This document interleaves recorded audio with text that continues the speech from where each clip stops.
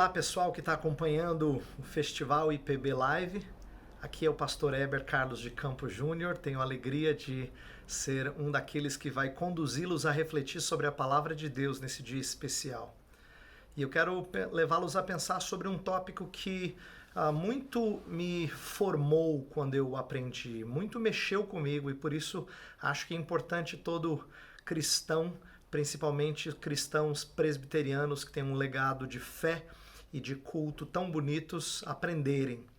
Eu gostaria de levá-los a pensar sobre como Deus é o condutor do nosso culto. É o condutor do nosso culto. E eu explico por que eu estou interessado nesse assunto.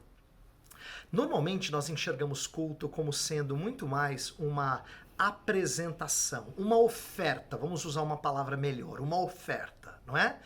O que eu quero dizer por oferta é que nós nos achegamos a Deus e nós fazemos uma oração de invocação, normalmente é chamada assim, e nós então pedimos para que Deus aceite o nosso culto. Veja, na Escritura, culto pode ser visto como oferta, até porque a Escritura fala do louvor dos nossos lábios como oferta suave. A adoração no Antigo e no Novo Testamento é retratada como oferta. Então, a ideia de oferta não é errada. No entanto, eu creio que essa tem sido a visão predominante, ao ponto da gente perder de vista um outro aspecto que é primordial e que antecede a oferta, que é a ideia de Deus como um condutor. Deixa eu dizer por que a ideia de oferta somente é ruim. É porque às vezes a gente tem a impressão de que o nosso culto é como se fosse uma apresentação de crianças para os seus pais.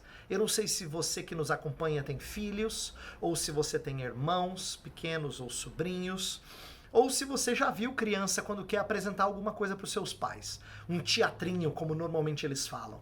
Quando eles querem fazer alguma coisa, fazer uma apresentação, um teatro, alguma coisa do tipo assim, eles chamam o pai para sentar, né, a mãe para sentar, e aí fazem alguma coisa que eles gostam de fazer, normalmente sem técnica nenhuma, sem nenhum tipo de habilidade, e nós como pais valorizamos aquilo que eles apresentam, batendo palmas, não é? Aê, muito bem, parabéns, alguma coisa desse tipo assim. Às vezes, nós retratamos o culto como se Deus estivesse sentado na poltrona, como eu estou agora, assistindo você fazendo o seu melhor e de vez em quando batendo palmas, quando a equipe de louvor foi bem. Não é? E o problema dessa visão é que nós destacamos coisas que na Escritura são secundárias. A gente valoriza a sinceridade, o importante é vir de coração. Não. Na Bíblia, mais importante do que vir de coração é vir em nome de Jesus Cristo em conformidade com as regras de Deus. Lembra, vir de coração somente não basta. Estar sincero, mas errado não resolve. Né? Pessoas podem buscar outro tipo de religiosidade com sinceridade de coração, mas, no entanto, não estão de forma aceitável ao Senhor. Então, sinceridade na Escritura nunca é primordial sobre estar correto. Por exemplo, quando o culto, a oferta de Caim é rejeitada e de Abel é aceita, é porque Abel operou derramamento de sangue. O seu coração está seguindo a orientação que o próprio Deus havia deixado, o modelo que o próprio Deus havia deixado quando sacrificou um animal e tomou as peles de animais para cobrir os seus pais, Adão e Eva. Então, o culto aceitável a Deus não é primordialmente o culto que vem de um coração sincero, mas sim um culto que vem de alguém que está vestido de Cristo e que está fazendo adoração conforme a orientação da palavra de Deus. Então, a gente precisa quebrar um pouco com a ideia de que Deus é um espectador passivo, assistindo eu e você cultuarmos. A gente precisa resgatar um conceito que está na Escritura, de Deus como sendo aquele que está plenamente ativo e conduzindo a nossa adoração. Pense na ideia do culto ser uma redramatização da redenção. Isto é, como se fosse nós lembrarmos novamente aquilo que Deus fez por nós na nossa redenção. O que Deus faz na nossa redenção? O Pai nos elege, Ele é quem nos marca, Ele é quem nos convoca para sermos dele. Pois no culto é assim também. Deus é quem nos convoca a adorá-lo. É Ele que diz na sua palavra: louvai ao Senhor, vós todos os povos. Então nós respondemos em louvor a Ele. O Pai é quem nos convoca. Lembra quando Deus tirou o povo do Egito para ir para o deserto para adorá-lo? Esse é um exemplo da redenção. Deus é quem convoca o seu povo a adorá-lo como resposta à redenção. Nesse sentido, o culto é uma redramatização da redenção. Mas na redenção, a gente também tem Jesus Cristo sendo o nosso intermediário, o nosso mediador entre Deus e os homens. Pois no culto é semelhante. Quando a gente cultua, a gente sempre cultua em nome de Jesus Cristo. Nossas orações são feitas assim, mas não só nossas orações. Nosso canto, nossa oferta, tudo tem que ser feito em nome de Jesus, para que seja aceito pelo nosso Deus. Então, assim como na redenção Cristo é o nosso mediador, na adoração também. É pelo sangue de Jesus Cristo que nós adentramos o Santíssimo Lugar, diz o autor aos Hebreus. Então, no culto, Deus Pai nos convoca, Deus Filho é quem intermedia e o Espírito é quem nos move. Assim como na redenção, Ele é quem desperta o nosso coração das trevas para a luz, da morte para a vida, no culto também é Ele quem nos move a adorá-lo. Se nós adoramos o Senhor, não é por vontade e iniciativa própria, mas por operação do Espírito Santo de Deus. Então, quando eu falo que o Pai nos convoca, que o Filho intermedia e que o Espírito nos move, perceba, no culto Deus sempre está em ação. Deus não é espectador passivo, ouvindo o que você tem a trazer, tá? Nós precisamos resgatar isso, porque aí nós vamos entender o culto como sendo uma resposta ao que Deus faz. Aí o culto vai ser também uma oferta, mas uma oferta que só faz sentido depois que nós destacamos a ação de Deus. Então, quando nós adoramos porque Deus nos redimiu. Quando nós confessamos, por causa dos grandes feitos de Deus, quando nós confessamos, é porque a sua santidade nos constrange a confessarmos nossos pecados. Quando nós agradecemos a Deus, é porque nós estamos, então, alegres por conta do seu perdão. Quando nós ofertamos, é porque nós reconhecemos que tudo vem das mãos dele. Percebe como cada ato do culto é uma resposta nossa àquilo que ele fez? Por isso, você deve enxergar como o livro de Salmos, que está repleto de adoração, repleto de louvor, ele sempre exalta as maravilhas de Deus, os atos grandiosos de Deus, na criação, na providência, na redenção. É sempre o Deus que fez algo no passado. E esse Deus que fez algo no passado, então, deve ser adorado como lhe é devido. Não é? Então, no culto, a gente tem que fazer essa redramatização da redenção. A gente tem que ser lembrado dos grandes feitos de Deus. E quem é que nos lembra dos grandes feitos de Deus? O próprio Deus. Não somos nós que simplesmente trazemos à memória. Nós somos impulsionados pelo próprio Deus a sermos lembrados sobre quem Ele é e o que Ele fez nessa bela história da redenção.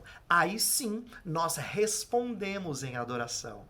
Respondemos em confissão de pecados, respondemos em gratidão pelo seu perdão, respondemos em oferta diante daquilo que Ele nos fez. Por isso que eu quero que você atente para a ideia de que a liturgia de um culto só faz sentido quando a gente tem um diálogo com Deus. Quando Deus está agindo e nós estamos respondendo a Ele.